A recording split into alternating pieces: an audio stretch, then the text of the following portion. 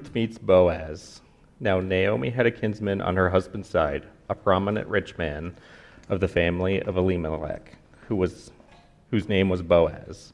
And Ruth the Moabite said to Naomi, "Let me go to the field and glean among the ears of grain, behind someone in whose sight I may find favor." She said to her, "Go, my daughter." So she went. She came and gleaned in the field behind the reapers. As it happened, she came to the part of the field belonging to Boaz, who was of the family of Elimelech. Just then Boaz came from Bethlehem. He said to the reapers, "The Lord be with you." They answered, "The Lord bless you." Then Boaz said to his servant who was in charge of the reapers, "To whom does this young woman belong?" The servant who was in charge of the reapers answered, "She is the Moabite who came back with Naomi from the country of Moab." She said, "Please let me glean and gather among the sheaves behind the reapers." So she came, and she has been on her feet from early this morning until now, without resting even for a moment.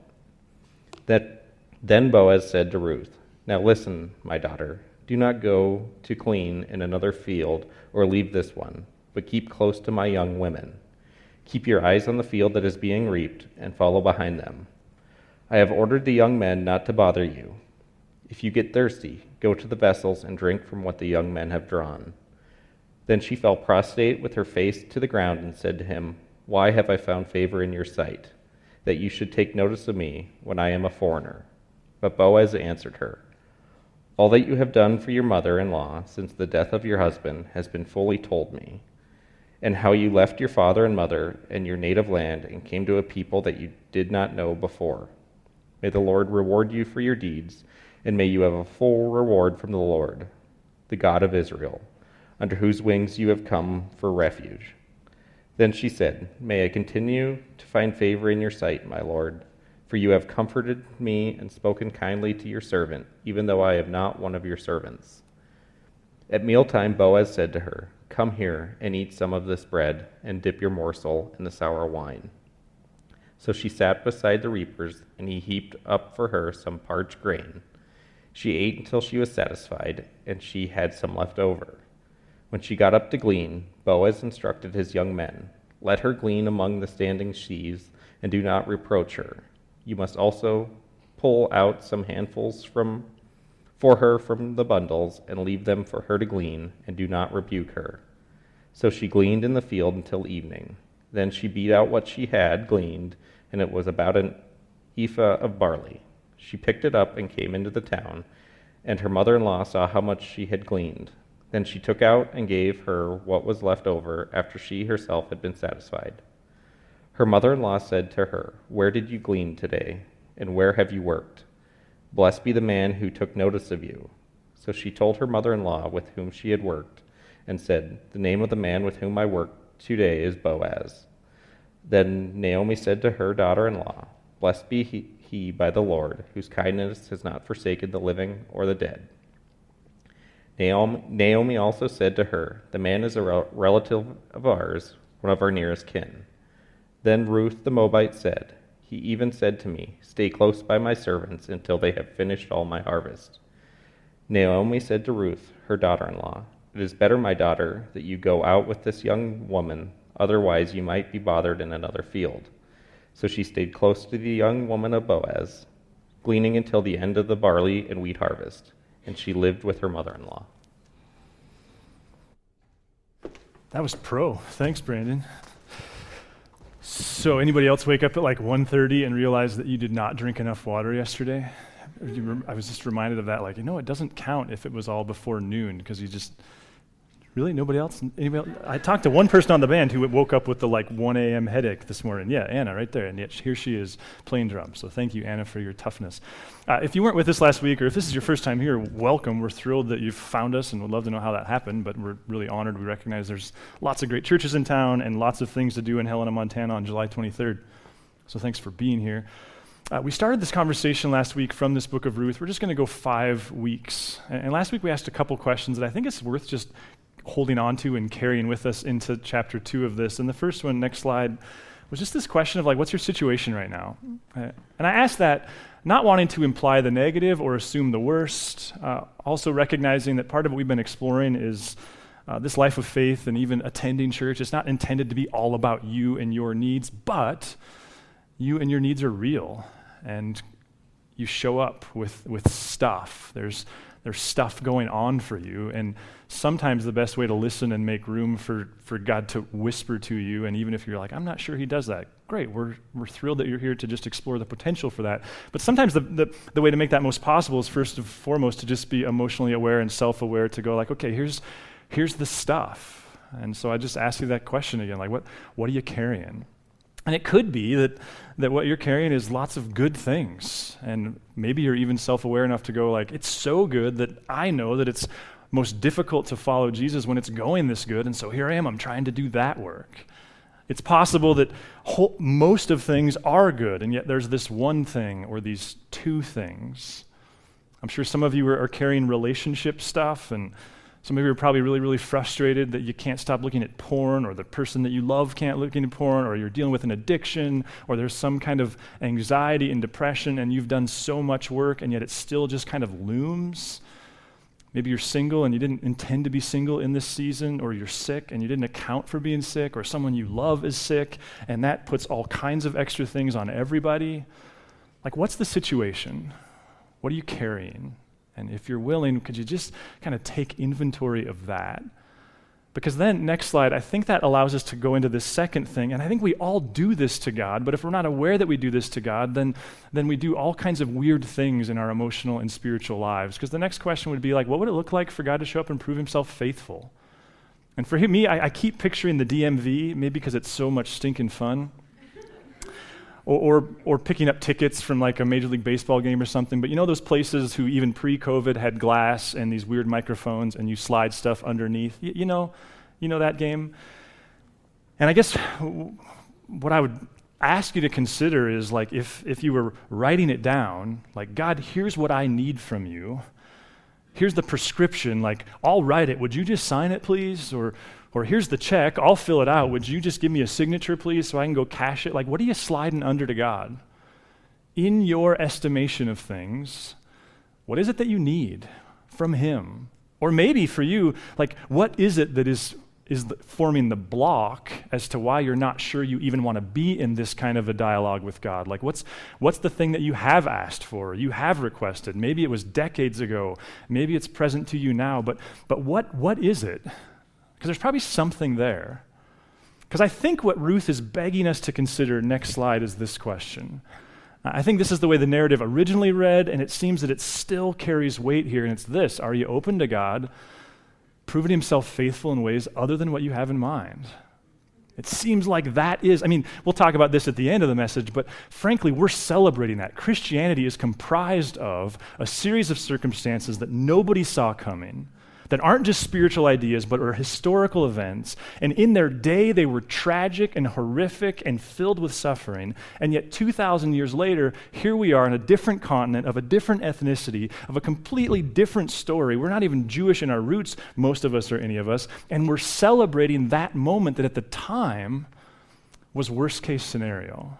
And I think somehow we have to hold in tension not trivializing real suffering, while at the same time recognizing this God constantly is begging us to like sit with the idea that sometimes his leadership takes on different forms and his provision different forms. And I'm not in any way suggesting he designs everything, but he doesn't always bail us out of the worst forms of pain, but he is quite capable of using that to do remarkable things. You know, I was thinking this week about this, and also I think it gives some context about where we're at in just our existence as a church together. Like if you've been around Narrate maybe from the beginning or any length of time, you know that like we have this legacy of really, really, really good music. We started with a guy named Lenny. He was a friend of many of ours who moved here in 2009 from Billings, gifted with his opportunity to plant this church. And Lenny is Berklee School of Music educated, and he was the weirdest worship leader you could ever ask for, and that's exactly what we wanted. We were looking for someone to do things different, and he set, in his first few years here, he set a very high bar on what music would look like and how hard musicians would work and all of those things. And we're so grateful for him. And then when he moved on, a woman named Kate Plummer stepped in, and she is world class in her guitar skill.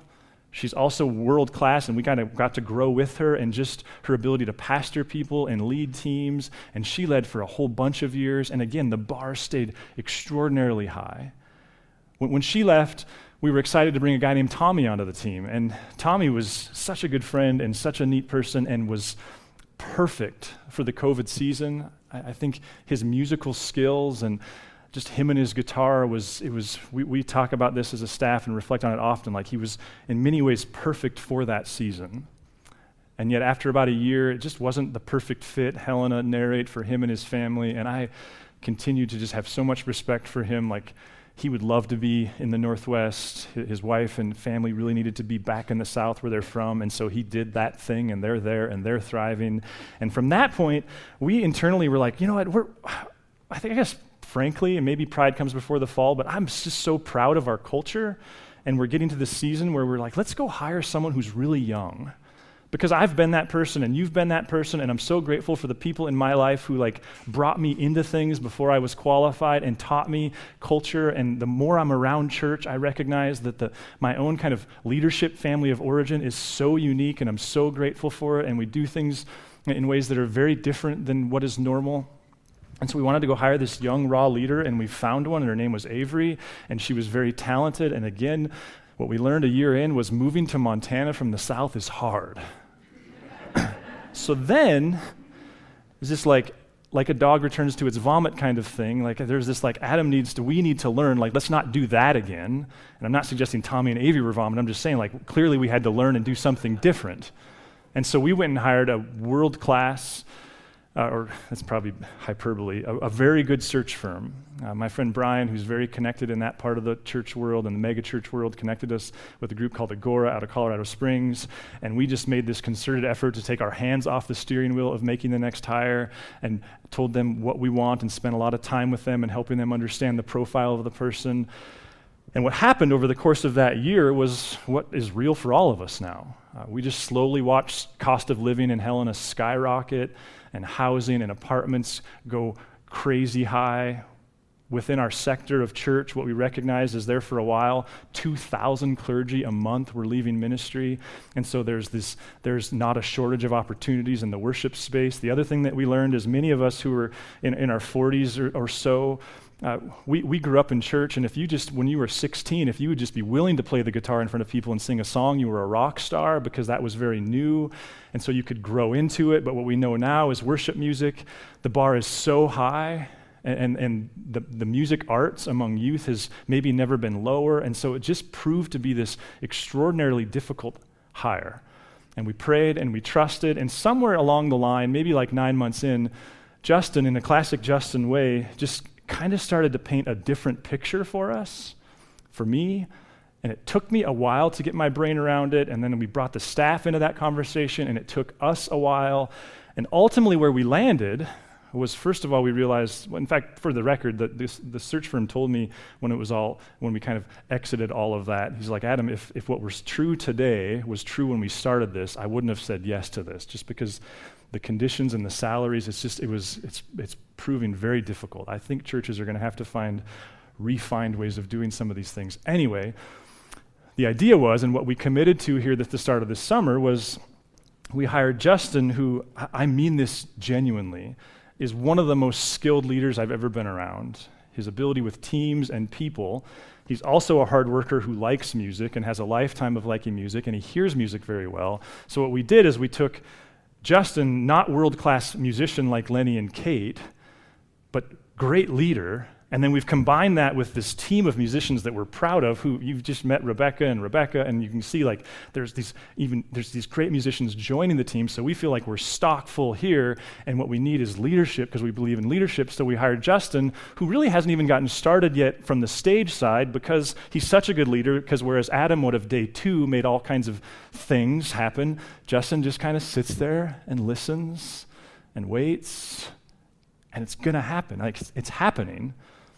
But my gut is a year from now, you're going to go whoa, this is awesome. And my point is simply this, while also just helping communicate what's going on around Narrate.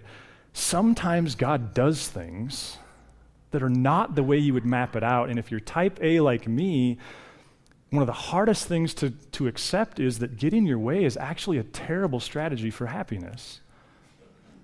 And so my question becomes like, what are you carrying, and what are the requests that come with that? And it's okay to have requests because Jesus actually tells us to have requests. He even models requests, and then he says things like, hey, just keep requesting until you get it. So that's crazy. And he died on a cross, which sure, maybe it was the plan, but not necessarily a great outcome in the short term. So what does it look like to, in the midst of the suffering, in the midst of the confusion, in the midst of the I think I can solve this problem, also going, okay, God, I'm going to learn from Ruth that sometimes you do things differently. And that would be my question for you. What is that for you? Because what we explored last week is in chapter 1, Naomi is this woman who it seems is in spiritual rebellion. She leaves her native land with her husband and her 2 kids. She goes into Moab. She becomes a part of a different culture. Her husband dies. Her sons die. She's left with no heirs. So there she is, a widow in a patriarchal society, an immigrant who has nothing. And then there's this fateful line in verse 6 where she returns to God. She decides to return to Israel.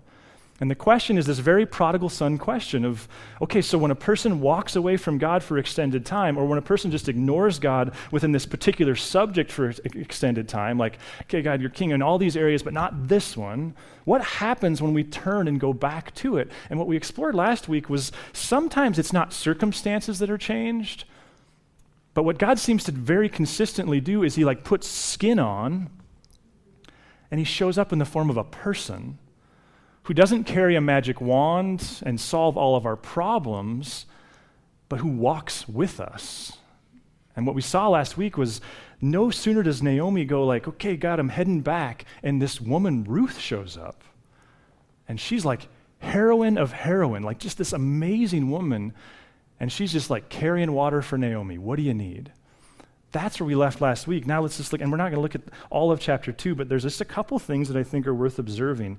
Now Naomi, they're back in Israel, had a kinsman on her husband's side, a prominent rich man of the family of Elimelech, whose name was Boaz. Now these are editorial comments that we're getting here. This is the narrator, I suppose, from outside the story. And the question is this a good rich guy, or is this a bad rich guy?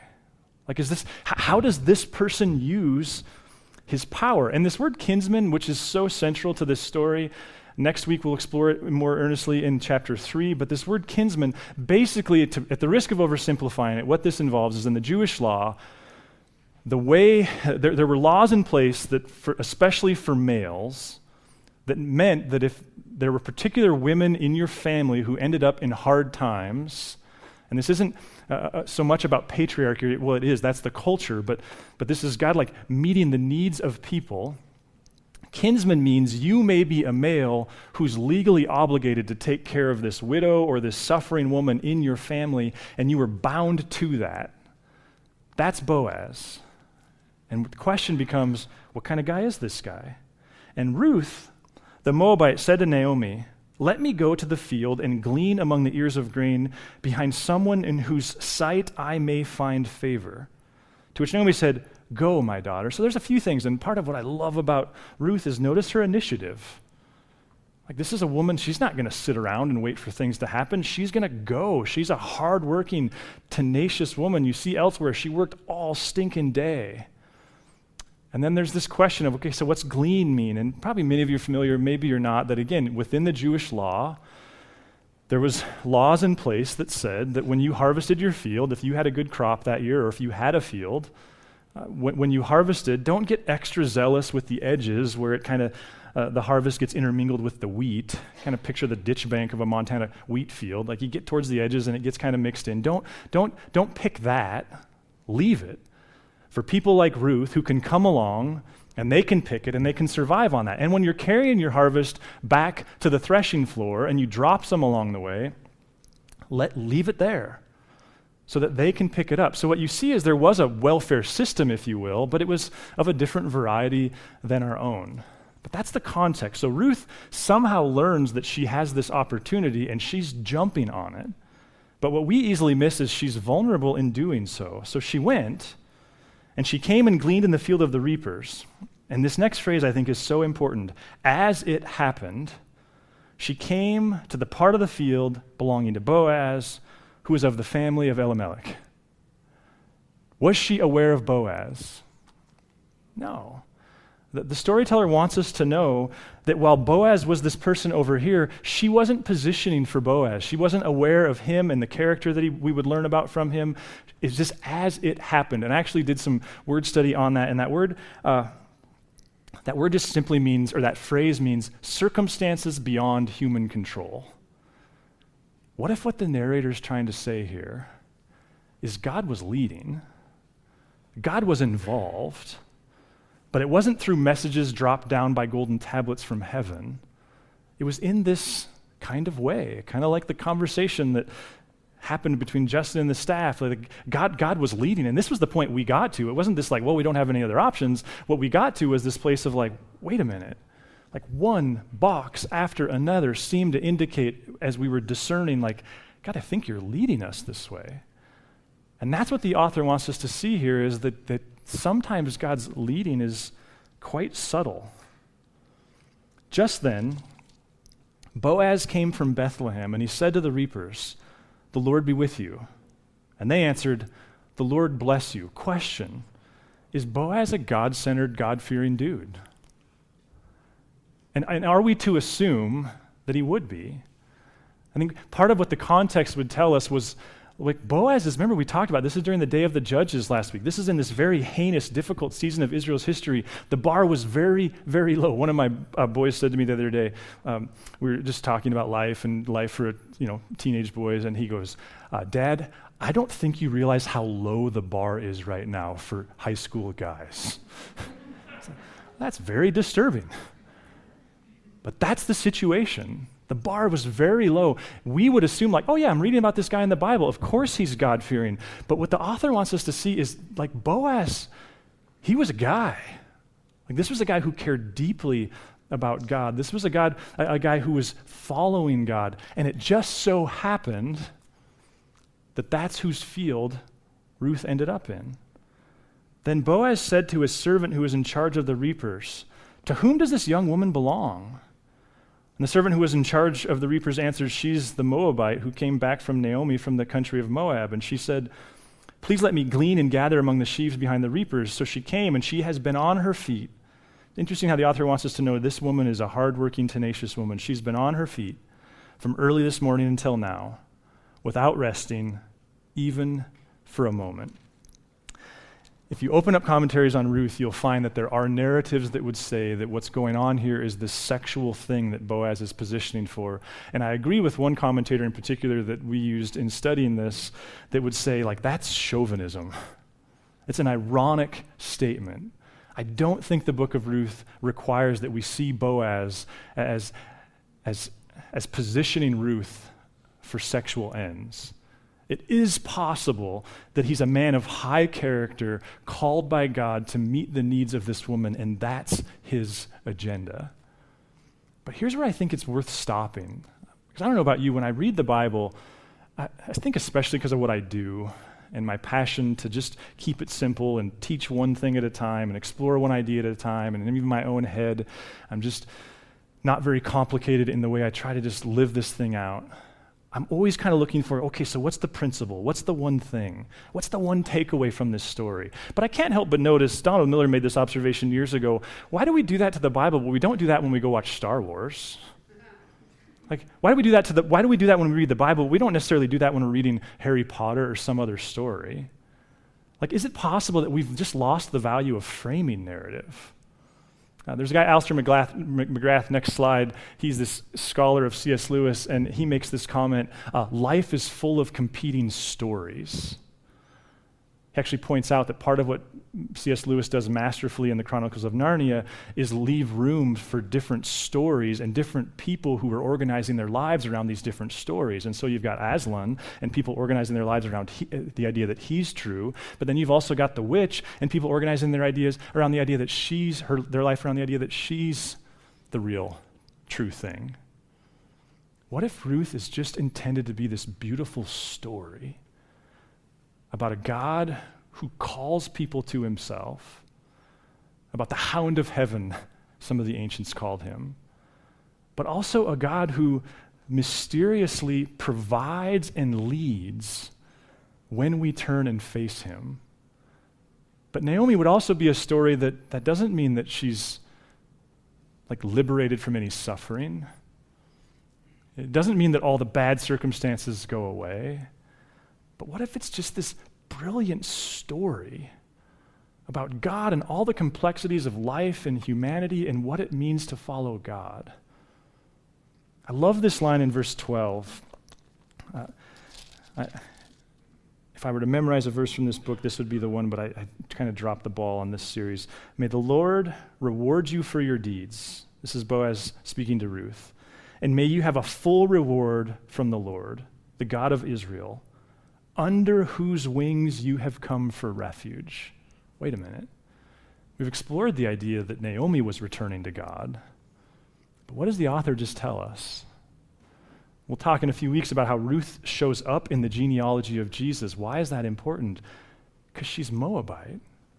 She's not even Jewish in her lineage. She knew almost nothing of God, and yet what did the author just tell us? It wasn't just Naomi who's returning to God. Ruth was returning to God.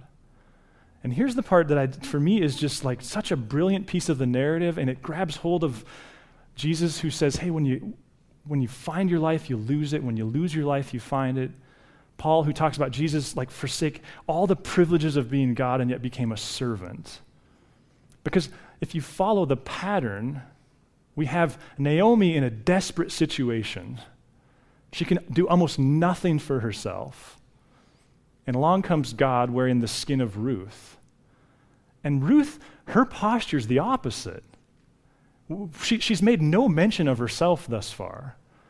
She's the opposite of the like self-absorbed narcissist that I'm so prone to being. She's just like fully focused on Naomi. And then what happens? God sends a guy named Boaz into her life, who is the epitome of wealth and power and affluence. And what does he need? Nothing. From this perspective. And whose back does he have? He's got Ruth. And if you follow the story, I took this out of the message, the slides, because it felt like it was too much. But the word cleave is one of the most repeated words in this story. You know, Boaz says, hey, just cleave to my servant women. And Naomi says to Ruth, hey, just cleave to Boaz. Because I think the question that comes up is, okay, so in the midst of the waiting, in the midst of the like, okay, what do we do when we're waiting to see how God is faithful? It would seem that maybe this story is saying you cleave to one another, to faith community. Like this story it's fundamentally opposite of the individualistic, therapeutic, narcissistic Christianity that I'm more guilty of promoting than anybody. The story is you need each other. It's a story of God's people coming together and clinging. And sometimes, maybe you're Naomi, and you offer nothing but your suffering. And sometimes you're Ruth, and you get the even more difficult burden of you just get to carry water for Naomi. And you get the assurance that God will put flesh on for you as well. Because sometimes you're Boaz, and you're the one that's living in the lap of luxury, and everything's going according to plan, and you're living the dream. And you're the one that's most poorly positioned to faithfully follow God, because that's when it's most difficult.